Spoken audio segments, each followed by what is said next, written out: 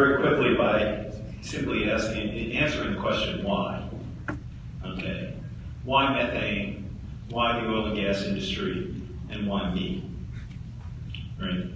Methane, as it noted, is a very powerful greenhouse gas, many more times more powerful than carbon dioxide. Doesn't last in the atmosphere nearly as long. But for the time that it is in the atmosphere, it is much more effective at trapping the Earth's heat than carbon dioxide. In fact, according to the IPCC, 25% of the warming that our planet is experiencing right now is associated with methane emissions. If you want to slow the rate of warming, you reduce methane emissions. If you want to reduce the total amount of warming that our planet will see over time, you want to continue to focus on reducing carbon dioxide. One of the things that we've learned over the last several years is an effective climate strategy needs to do both things. Reduce the total amount of warming that we will experience and reduce the rate of warming. And that's why methane. Why the oil and gas industry? Well, the oil and gas industry is one of the largest sources of methane on the planet. Behind only agriculture globally, but in the United States, the oil and gas industry is in fact the largest source of methane emissions, man-made methane emissions, period. So there's a tremendous challenge here for the industry, but also a tremendous opportunity for the industry to make a very significant contribution to reducing climate change simply by taking care of this problem. Okay? And why me? Well, because the Environmental Defense Fund has been working on this issue for close to 5 years now, both doing work to better understand the scope of emissions. We have facilitated 16 different field studies looking at methane emissions across the oil and gas supply chain, from the well site, gathering and processing, transmission and storage, local distribution, even natural gas vehicles. And so we spent a lot of time studying the issue to better understand the magnitude of it, as well as understanding where the opportunities are to make cost-effective reductions. And in fact, we've been doing this in partnership with a number of research universities across the U.S. and many companies in the industry itself, including many Canadian companies, TransCanada, Encana, Shell, right, have all been part of this work that we have done to better understand the problem and the opportunities for reductions. So why me? Because I get an opportunity to represent what we've learned from that work and talk a little bit about its significance here in Canada and what it means globally. And of course, it is appropriate that we're here in Alberta talking about this issue because of the leadership that the current government of Alberta has shown in addressing this issue. The government understands very clearly what I was just explaining. That is, a comprehensive strategy to address climate change is not just about reducing CO2, although that is incredibly important, but it's also about addressing methane emissions, which pertain to the rate of warming, and a very clear understanding that as one of the world's leaders in oil and gas production, as Alberta is, it takes a special responsibility on the part of the province to show the way in addressing this issue. And in fact, Premier Nutley is to be congratulated for the leadership that the province has shown, and the commitment that Alberta has made to reduce oil and gas methane emissions here in the province by 45% by 2025. And Alberta's leadership is getting real results. I do not believe that the federal government would have made the commitment to reduce emissions by 45% across Canada had Alberta not made the decision to lead. And I can also tell you that the fact that both Alberta and the federal government here in Canada chose to act, frankly, put pressure on the US administration to finally commit to regulating methane emissions from existing oil and gas sources in the United States. So although the US may have been first to understand that this was a challenge, frankly, it was the leadership of Canada which really called the US to account and led to the US making the commitment to regulate existing sources. So thank you for that.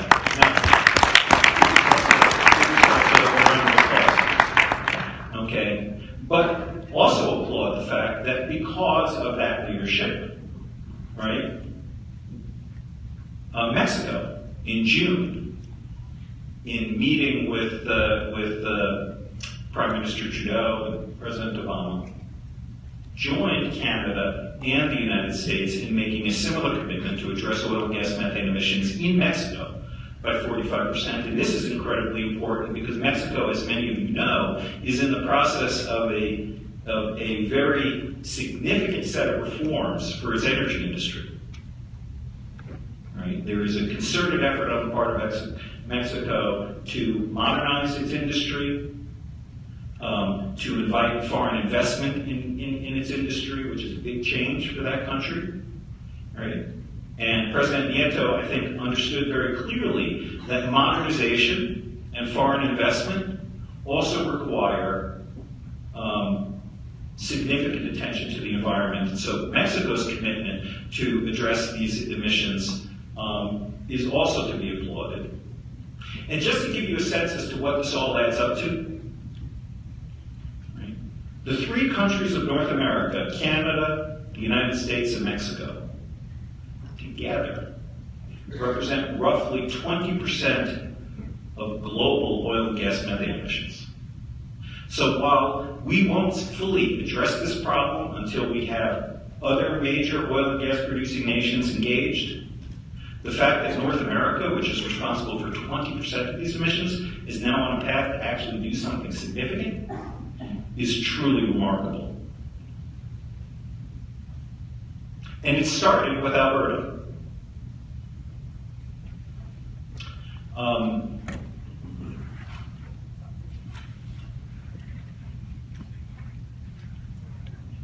The challenge ahead, of course, is to take that commitment now and translate it into regulatory action.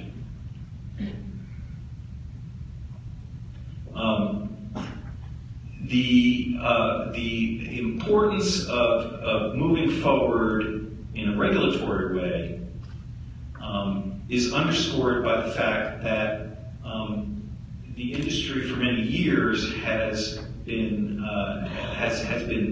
emitting methane, but with modest progress in terms of making actual reductions. Okay? What we're looking for here is not regulation for regulation's sake, but what we're looking for is good, smart, targeted, and efficient regulations. Right? And what we're looking for here in the United States, as in Canada, is not a one-size-fits-all approach imposed by a federal government, but by a set of approaches that take the best of what both states and provinces could do and what the federal government could do, and to do it in a coordinated way. Why has it taken so long to address this issue? Well, the fundamental truth about methane is that it basically is invisible, right? You can't see it, you can't smell it unless you scent it. You can't taste it. And so methane is a classic example of an environmental problem that fits the adage that you can't manage what you don't measure.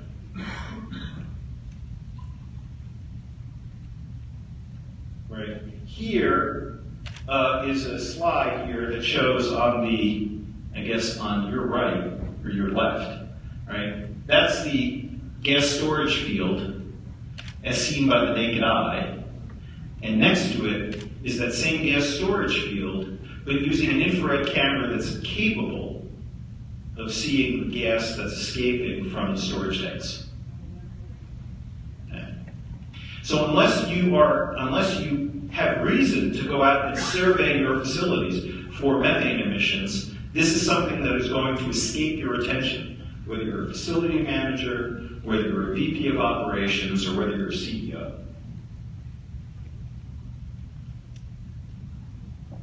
Okay. What we've learned from our studies, from our field studies, is not only that this problem exists, but we've also learned a great deal about the steps that can be taken to make significant reductions. I see we in Pembina asked ICF to do a study in Canada which shows where emissions are coming from. And the Canadian experience is very similar to the US experience in Mexico. We've done studies in each one of those countries, right? And we've learned that we can get a 45% reduction of emissions here in Canada for roughly $2.70 per ton of CO2e reduced. This is incredibly cost-effective carbon reductions that are there to be had. And as you can see from this pie chart, it really breaks down to a couple of very simple things, to tell you the truth, right? Maintenance of compressors, replacing pneumatics that operate by actuating on differential gas pressure with pneumatics valves that operate either on compressed air or electrically, vapor recovery systems on tanks, and the vast majority of emissions can be addressed simply by reducing the amount that's vented and the amount that's leaked. And here are, a pictorial example of the kinds of technologies we're talking about. In fact, what we've learned through our experience is that the vast majority of emissions actually are coming from venting and leaks. And that is a relatively small number of sources that are responsible for the lion's share of emissions, whether you're talking about well sites, gathering and processing facilities, transmission and storage, or local distribution. And it's one of the reasons, therefore, why regulators in the United States have been so focused on leak detection and repair as an essential strategy for addressing emissions from the oil and gas sector. Because what we have found is that if we regularly go out and survey sites, there's much that can be done to reduce emissions significantly and very cost effectively. Colorado is the first state anywhere in North America to implement comprehensive methane control regulations. And what they have learned in Colorado from that experience, and those regulations have been in effect for about a year and a half, is that 80% of the leaks that were identified through their inspection requirement could be repaired on site by the inspector with a wrench. 20% of those leaks required a service ticket to have a repair guy come out, and those could be fixed usually within 2 or 3 days. Right? This is not rocket science, folks. This is auto mechanics. Okay. But again, unless you have a requirement that people go out and systematically survey their sites periodically, right, you don't get at this. And the reason why you need to do it systematically and periodically is because, as with any mechanical system, things fail. Things malfunction, right? And you can't necessarily predict when or where that's going to happen. And so therefore, the only way to make sure that you're staying on top of this situation and not letting it fester and grow is that if you periodically do this inspection and maintenance, right? And that's incredibly important. I should also say that, I should also mention that one of the other things that we've been learning from the work that we've been doing in the US is that addressing methane emissions is good business, right? Not only does this give industry more gas to then sell, and even at today's low gas prices, it's worth something, right? But it's also economic opportunity for the manufacturers of those new valves, for the manufacturers of those new compressors. There's a company here, there's a company in Edmonton, right, that has deployed over 300 non-emitting solar electric well control systems for well sites in Canada. And now we're talking about a North American market for that kind of innovation, right? So this can be good for business as well as good for the environment. And this is not just something that's happening in politically progressive places, right? I don't know how many of you have ever visited Wyoming, but Wyoming is the most Republican state in the United States, right? That's what the voting records show. More conservative than Alberta. Whoa. Okay. Wyoming has acted to address this issue. Now, in the case of Wyoming, right, the primary driver was air quality. Right? When methane is escaping from well sites, it's often accompanied by other pollutants that affect local air quality. There are periods of time in Wyoming where air quality in the gas production fields is as bad as Los Angeles.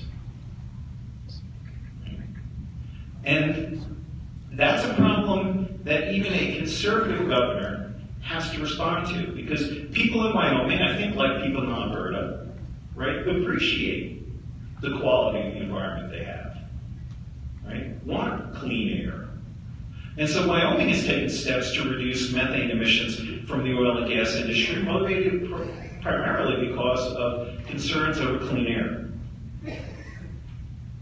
Right? But it's all by way of saying that when you take steps to address this important climate pollutant, you're also doing very good things for your local environment as well. And I think that's important, particularly for local communities that have been so burdened by oil and gas activity for so long.